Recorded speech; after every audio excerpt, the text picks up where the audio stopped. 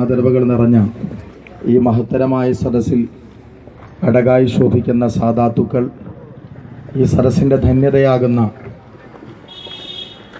അങ്ങേയറ്റം ആദരണീയരായ കേരളത്തിൽ തന്നെ, ഇന്ത്യ രാജ്യത്ത് തന്നെ പ്രഗത്ഭരും നൂറുകണക്കിന് ശിഷ്യഗണങ്ങളെ കൊണ്ട് സമ്പന്നന്മാരുമായ മഹാരഥന്മാരായ ഉലമാക്കൾ, പ്രിയപ്പെട്ട ഇരു കുടുംബത്തിൻ്റെയും കാരണവന്മാർ, യുവാക്കളെ, അനുജന്മാരെ, പ്രിയപ്പെട്ട ഉമ്മമാരെ, സഹോദരിമാരെ, അസ്സലാമു അലൈക്കും വറഹ്മത്തുള്ളാഹി തആല വബറകാതുഹു.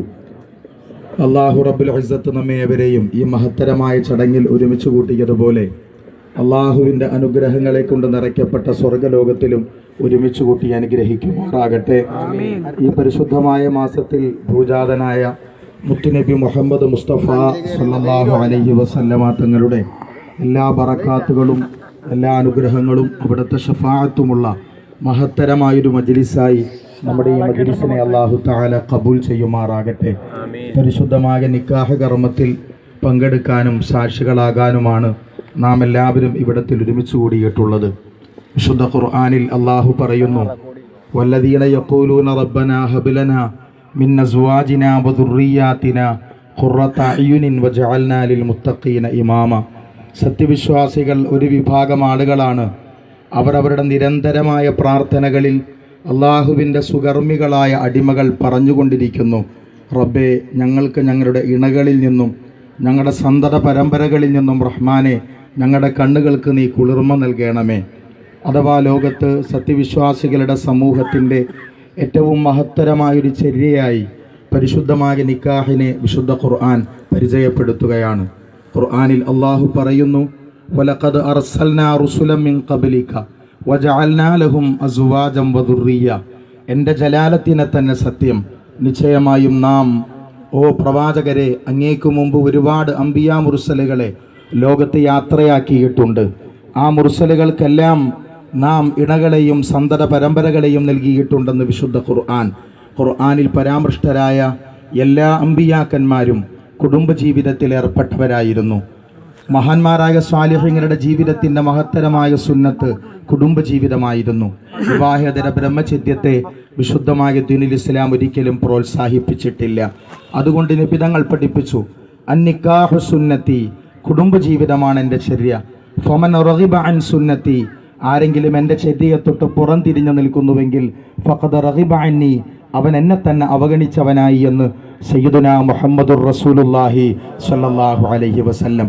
ബ്രഹ്മചര്യത്തെയും സന്യാസത്തെയും സാമൂഹിക മണ്ഡലങ്ങളിൽ ഒരുപാട് നന്മകൾ പ്രവർത്തിക്കുവാനുള്ള കാര്യമായി പലരും പരിചയപ്പെടുത്തുമ്പോൾ അതല്ല കുടുംബജീവിതത്തിൻ്റെ ഭാഗമായി മാറുമ്പോഴാണ് മനുഷ്യർക്ക് മനുഷ്യരെ തിരിച്ചറിയാനും അവരൻ്റെ വേദനകൾ മനസ്സിലാക്കാനും ഭാര്യയെയും കുടുംബത്തെയും ബന്ധുജനങ്ങളെയും വിട്ടെറിയുമ്പോൾ രാജ്യത്തിൻ്റെ താല്പര്യങ്ങൾ മനസ്സിലാക്കാനല്ല, പാവപ്പെട്ടവരുടെ വേദനകൾ തിരിച്ചറിയാനല്ല, തിരിച്ചറിയപ്പെടാതിരിക്കുവാനാണ് അത് കാരണമാകുന്നത്. അതുകൊണ്ട് ഖർറും പരിവാറും ഒഴിവാക്കപ്പെടുകയല്ല വേണ്ടത്, ഖർറും പരിവാറും ജീവിതത്തിൽ ഉണ്ടാവുകയാണ് വേണ്ടത് എന്ന് സമകാലിക സാഹചര്യം ഒരിക്കൽ കൂടെ നമ്മെ ബോധ്യപ്പെടുത്തുന്നുണ്ട്. ആ പരിശുദ്ധമായ അള്ളാഹുവിൻ്റെ റസൂല് പഠിപ്പിച്ച കുടുംബജീവിതം, ആ ജീവിതത്തിലേക്ക് പ്രവേശിക്കുന്ന എൻ്റെ പ്രിയപ്പെട്ട സഹോദരൻ മിർസാദ് സാഹിബ് അൽ ബദരി അവറുകൾ, പ്രിയപ്പെട്ട നവവധു, കുടുംബജീവിതത്തിൽ ഇന്നും തുടർന്നുകൊണ്ടിരിക്കുന്നവർ, നാളെ ദമ്പതികളാകണമെന്ന് ആഗ്രഹിക്കുന്നവർ, അവർ കുടുംബജീവിതത്തിലേക്ക് പ്രവേശിക്കുമ്പോൾ അവരുടെ നിയ്യത്ത് എന്താകണം? കുടുംബജീവിതത്തിലേക്ക് നമ്മൾ പ്രവേശിക്കുമ്പോൾ നാളിതുവരെ ആസ്വദിക്കാൻ കഴിയാത്ത ഒരുപാട് നവനവങ്ങളായ ശാരീരികമായ അനുഭൂതികൾ നമുക്ക് ലഭ്യമാകുന്നതാണ്. നമുക്കൊരുപാട് മക്കളെ, ലോകം അംഗീകരിക്കുന്ന മക്കളെ ലഭിക്കാൻ കുടുംബജീവിതം കാരണമാകുന്നതാണ്. പക്ഷെ അതൊന്നും കുടുംബജീവിതത്തിൻ്റെ പ്രധാന ലക്ഷ്യമാകാൻ പാടില്ല. മഹാരഥന്മാരായ ഉലമാക്കൾ പഠിപ്പിച്ചു, കുടുംബജീവിതത്തിലേക്ക് പ്രവേശിക്കുമ്പോൾ നിന്റെ നിയ്യത്ത് ഇഖാമത്തു സുന്നത്തി റസൂലില്ല, അള്ളാഹുവിൻ്റെ പ്രവാചകന്റെ മഹത്തരമായ സുന്നത്തിനെ എൻ്റെ ജീവിതത്തിൽ ഞാൻ കൊണ്ടാടുകയാണ് എന്ന് നിയ്യത്ത് വെച്ചുകൊണ്ട് വേണം കുടുംബജീവിതത്തിലേക്ക് നീ പ്രവേശിക്കുവാനും തുടരുവാനും. അള്ളാഹുവിൻ്റെ റസൂലിൻ്റെ വാക്ക് പൊന്നാണ്, മൻ നക്കഹ ലില്ലാ വ അൻകഹ ലില്ലാ ഇസ്തഹഖ വിലായത്തല്ലാ.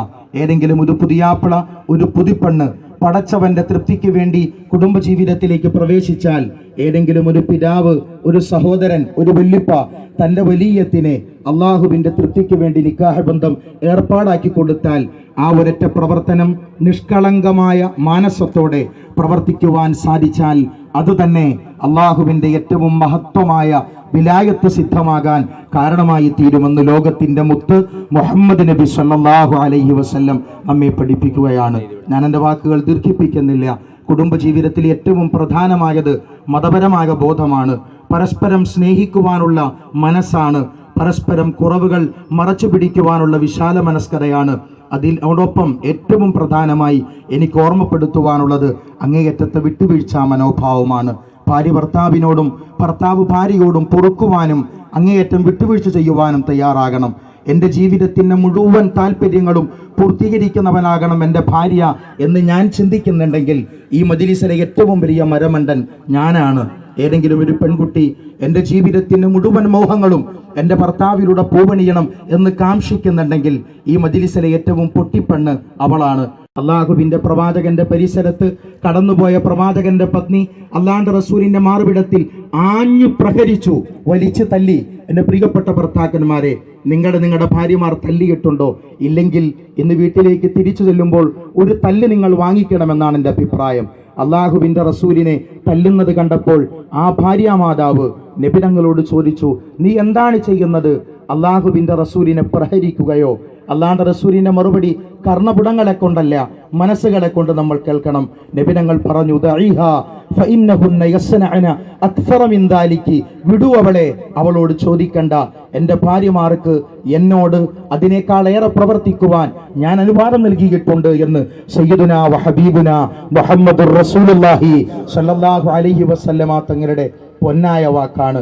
ഭാര്യമാരോട് അങ്ങേയറ്റത്തെ വിട്ടുവീഴ്ച ചെയ്യാൻ, ഭർത്താക്കന്മാരുടെ അങ്ങേയറ്റത്തെ അനുസരണത്തോടെ ഭർത്താക്കന്മാർക്ക് വിധേയപ്പെടാൻ എൻ്റെ പ്രിയപ്പെട്ട ഭാര്യമാർക്കും പ്രിയപ്പെട്ട ചെറുപ്പക്കാർക്കും ദമ്പതികൾക്കും സാധ്യമാകുന്നുവെങ്കിൽ ആ ജീവിതം ശോഭനമാണ്.